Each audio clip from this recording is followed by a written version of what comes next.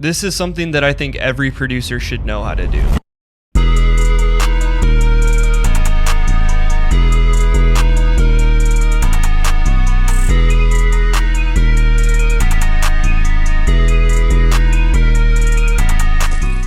What's going on, guys? Imaginary World here. Today I just want to go over the basics of sound design and why I think it's so important for every producer to know how to do it. I'm going to be using Serum in this video, but you can use any synth.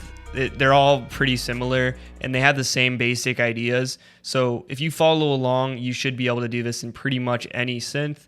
And by the end of this, you'll be on your way to making your own sounds. Before we get into it, if you could leave a like on the video and subscribe to the channel, it does help me out. But other than that, let's go ahead and get into it. So why do I think sound design is so important to know? Well, I'd say there's like two main reasons. Reason number one is because this helps you create your own sound and your own identity. And reason number two is just being able to create a sound that's in your head. So you can use presets to try and get close to a sound that's in your head. But for me at this point, it's much quicker to just create a sound from scratch rather than search through preset packs for who knows how long just to find a sound that comes close to it. And also, if you find a sound that comes close to it, you're going to need to know how to tweak it. So at the very least, just learning the basics of a synthesizer is super important. All right, enough rambling out of the way. Let's go ahead and jump into Ableton. I got this project pulled up here. I did a lot of sound design in this.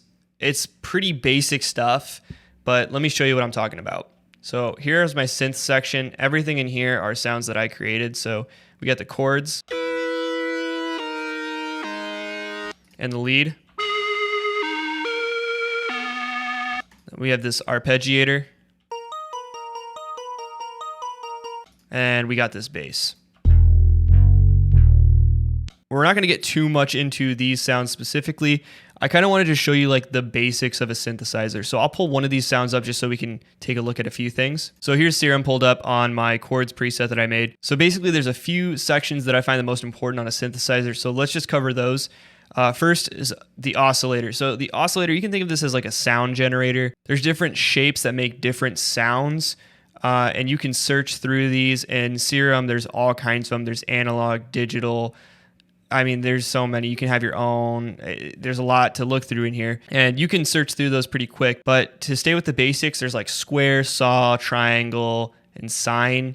And those are going to be your basic tone generators that you can then choose to make your sound however you want it to sound. So I've bypassed everything, and this is just the oscillator.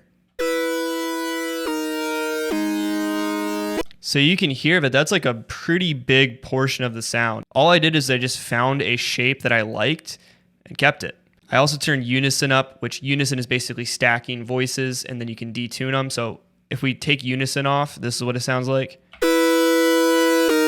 And if I turn unison up to 3, we're stacking voices. I have it a little bit detuned, not too much, but it's going to make it sound way more wide.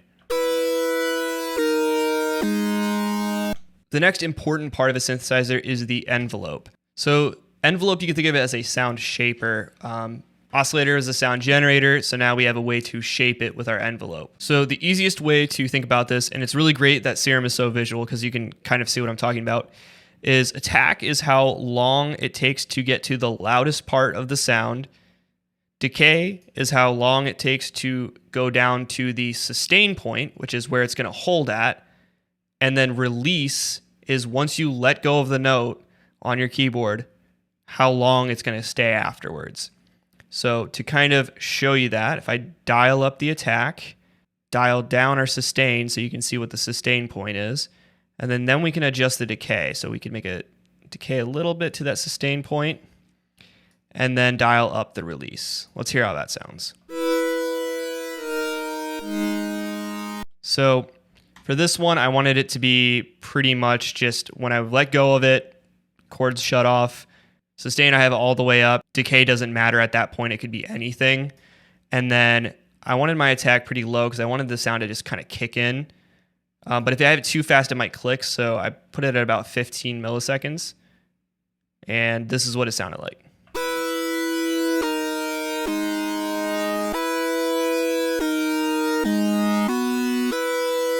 All right, so the next big portion of a synthesizer is the filter. Now the filter is like kind of just an EQ that you can control. And one of the things you can control it with is an envelope and another is LFO. I mean, there's a lot of things you can control it with. But essentially all we're doing is we are subtracting from the sound. You can use this to shape your sound in a multitude of ways. So let me add in the filter and show you what it adds to the sound.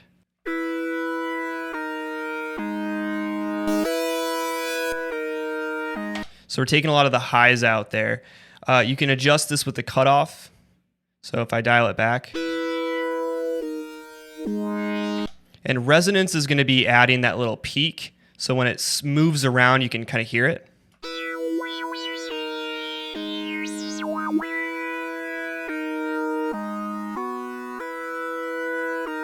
There's a lot of different types of filters. This is a low pass, which means we're letting all the lows through and cutting out the highs. There's also high pass, which is the exact opposite, letting all the highs through, cutting out the lows.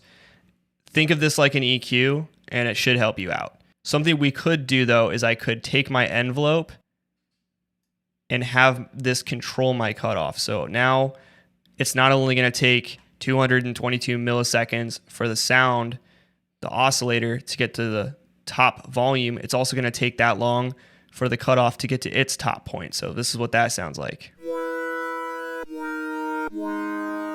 In this case, I don't really want to do anything like that, so I'll remove it, and we'll dial this attack back to where it was at, and the cutoff back to where that was. The last major thing on a synth that you can use to really shape your sound is an LFO, and these can be used in so many different ways. I just want to show you a few basic ones. So we'll take this LFO 1. So what this is it's a shape you can use to turn a knob for you. So basically it's turning it for me in this triangle shape. So it's turning it to the left and then back to the right, essentially is what it does. So we can use this to control pretty much anything in Serum. And a lot of synths you can do this as well. What I'm going to do is I'm going to use this LFO to adjust the fine tune on my oscillator. And what that's going to do is that's going to make the pitch wobble on the oscillator. So let's go ahead and hear how that sounds.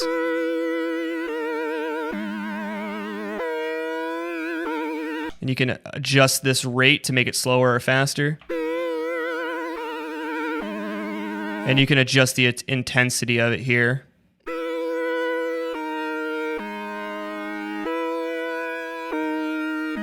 I wanted it more subtle for this.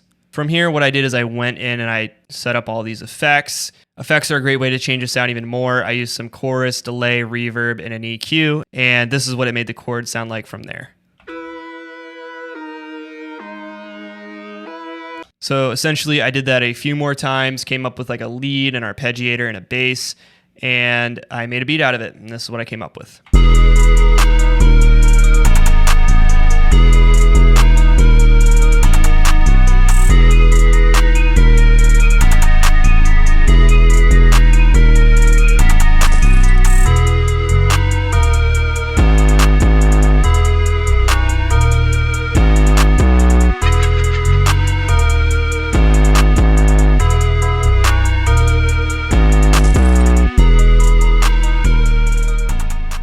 So yeah, I mean, that's sound design in a nutshell. I really hope I was able to break this down and help you guys out with it, maybe demystify a few things for you and make it a little bit easier to create your own sounds. I really think this is something that can benefit every producer, knowing how to make sounds, regardless of genre you make. It'll help you create your own style and your own sound that is more fitting to you than what's already out there with presets.